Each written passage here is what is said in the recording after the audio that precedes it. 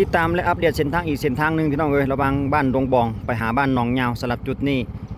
ทางด้านหน้าเราเห็นรู้สึกจะเห็นแล้วว่าเพิ่นปลูกยางทางลาดยางเป็นที่เรียบร้อยเดี๋ยวเราจะเรียนนำไปเบิ่งว่าเพิ่นเฮ็ดไป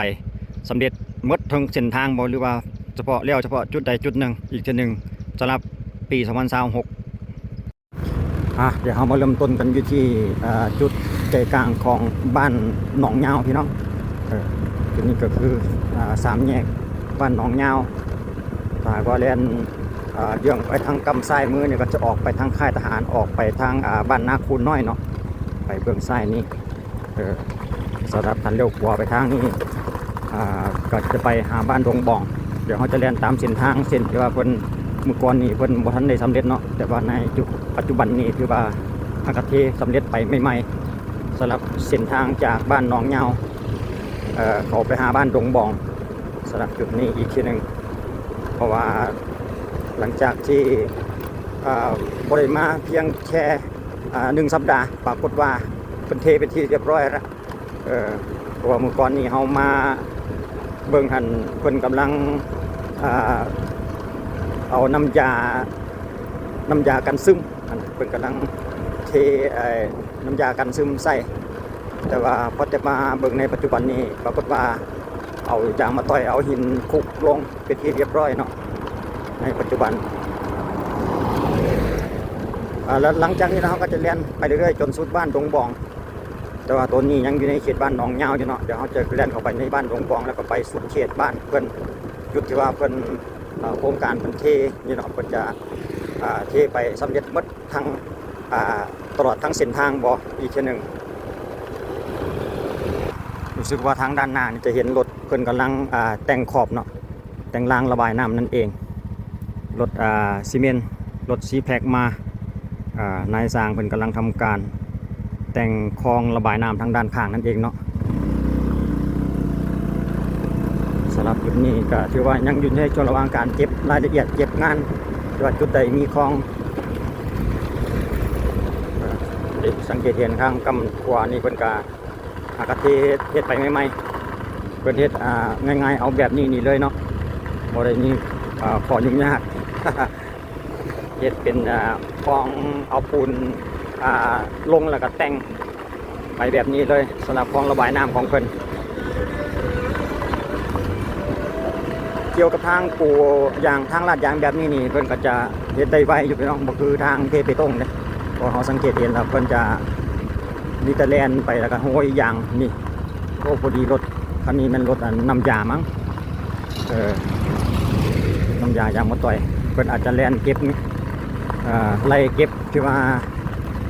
มีที่ว่าทางแยกทางหอมทางซอยนะคนจะเท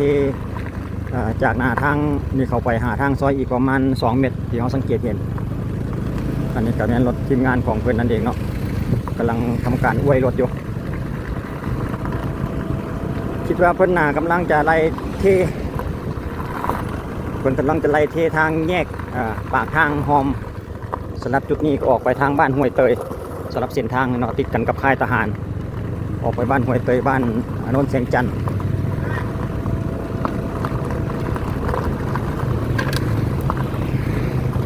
เดี๋ยวเขาจะสังเกตเห็นเพิ่นจะเทยื่นออกไปแยกในทางหอมแบบนี้อยู่ประมาณ2 เมตรนี่แหละเนาะแต่ละหอมแต่ละซอยที่ว่ามีจักกี่ซอยภายในหมู่บ้านนี่เพิ่นก็จะเทเข้าไปแต่ว่าบ่ได้เทยาวเนาะเทเท่าประมาณ2 เมตรนี่ตัวอย่างคือทางหน้าค่ายนี่เพิ่นก็จะเทอยู่ประมาณ3 หรือ 4 เมตรนี่แหละเทออกจากทางอย่างทางใหญ่นี่เนาะไปจุดนี้ก็คือค่ายทหารบ้านดงบองพอมาถึงจุดนี้ก็ปรากฏว่าเพิ่นก็ทำการเทเป็นที่เรียบร้อยหมดเลยเนาะภายในหมู่บ้านดงบองนี่เขตนี้ก็เขตบ้านดงบองแล้วพี่น้องเอ้ยตัวนี้ก็คือเพิ่นกำลังเอาท่อลงก็จะเฮ็ดทางข้ามวางท่อลอดทางก็จะเฮ็ดทางข้ามไปหาบ่ได้มาแค่6-7 มื้อมาบัดนี้รู้สึกว่าเทเป็นที่เรียบร้อยสุดยอดหลายต่อไปก็บ่มีปัญหาเรื่องขี้ฝุ่นภายในเฮือนซ่านบ้านซองแล้วเนาะ หลังจากที่ผ่านมานี่โอ้ทนทุกข์ทรมานกับขี้ฝุ่นขี้ไงเขาเฮือนพอมาถึงในปัจจุบันนี้ช่วงนี้ก็ช่วงเดือนท้ายเดือนมังกรคือกันพี่น้องช่วงเดือนมังกรใกล้จะหมดเดือนมังกรแล้วแหละปี2026เนาะสำหรับในปัจจุบันนี้อัปเดตและติดตามเส้นทางล่าสุดพี่น้องสำหรับเขตบ้านหนองยาวมาหาบ้านดงบองนี่ก็ถือว่าสำเร็จเสร็จสิ้นไปเป็นข่าวดีสำหรับพี่น้องที่ว่าใช้การสัญจรภายในเส้นทางเส้นในหมู่บ้านนี้เนาะก็ดีใจนำทางภาครัฐเป็นก็เอาใจใส่เกี่ยวกับเรื่องของถนนหนทาง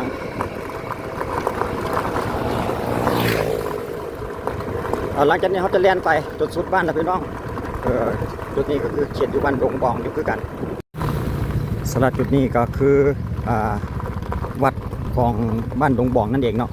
เดี๋ยวมาจอดเบื้องทางด้านหน้าวัดเป็นก่อนแป๊บหนึ่งบ้านดงบองเมืองนาทรายทองเนาะสำหรับจุดนี้อีกแค่หนึ่งเราจะเลี้ยนไป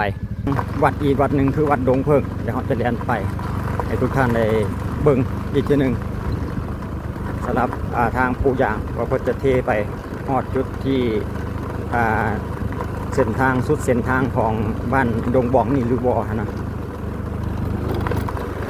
นี่มาถึงจุดนี้ก็จะเป็นหนองน้ำเนาะหนองยาวโอ้มีรถอีแตนนี่ว่าสุดยอดเลย โอ้มีแต่คูบาสรุปแล้วมีแต่คูบาเว้ยเต็มเลยเมื่อกี้นี่รถอีแตน จั่วสมณเณรผู้ที่เคยมาอาจจะหูจักดีเนาะสำหรับเดี๋ยวเราจะให้เบิ่งป้ายเพื่อนก่อนแป๊บหนึ่งวัดดงเพิงเทวานิมิตเนาะสำหรับเป็นวัดป่าบ้านดงบองนั่นเองแต่ว่าชื่อว่าวัดบ้านดงเพิงวัดดงเพิงเทวานิมิตซึ่งตั้งอยู่กับบ้านดงบองเมืองนาทรายทองเขานี่เองเดี๋ยวจุดนี้เพิ่นก็เทเข้าไปน้อยนึงพี่น้องประมาณ2 หรือ 3 เมตรนี่แหละก็สิเข้าไปอีกจะน้อยนึงก็บ่ เพิ่นเทให้แต่ซ้ำนี่สำหรับทางราดยางเนาะทางปลูกยางเดี๋ยวเราจะแล่นต่อไปอีกจนสุดทางเส้นนี้คิดว่าน่าจะสำเร็จไปไม่ไหม้เลยพี่น้องถ้าตากว่าเขาหยุดรถแล้วก็เบิ่งใกล้ๆนี่อย่างยังอันบ่ทันนี่แห้งดีซ้ำนะถ้ากระเทไปไม่ไหม้อาจจะเทไปภายในอยู่ประมาณ 2-3 มื้อหลังผ่านมานี่แหละคิดว่า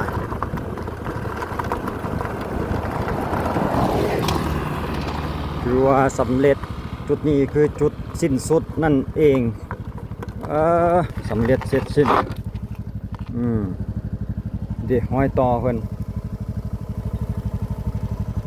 ก็สรุปแล้วก็เป็นอันว่าสำเร็จเนาะระหว่างบ้านดงบองหาบ้านหนองยาว